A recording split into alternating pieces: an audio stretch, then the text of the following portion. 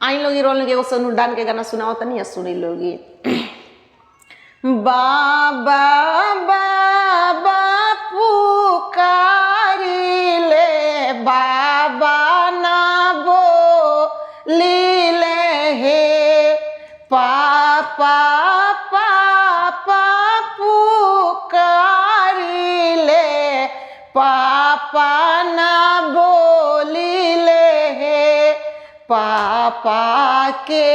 बोला जोरी सेंदूरा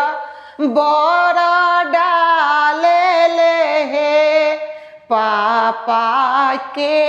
बोला जोरी सेंदूरा बोरा डाले ले हे चाचा चाचा पुकारी ले चाचा ना बोली ले हे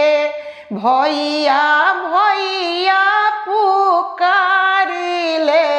भैया ना बोली ले भैया तो हमन धन लोभी तो धन देखलू का गईले हे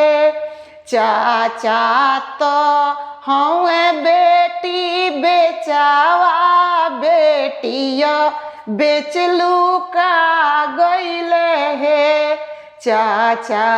तो हवे धन लोभी तो धन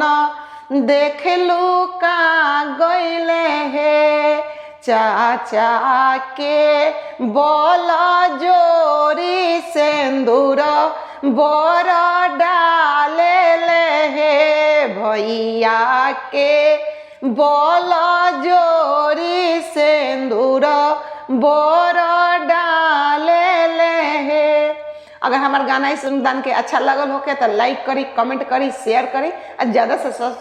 सब्सक्राइब करी। आगे बढ़ाएला हमके सपोर्ट जरूर करी लोग।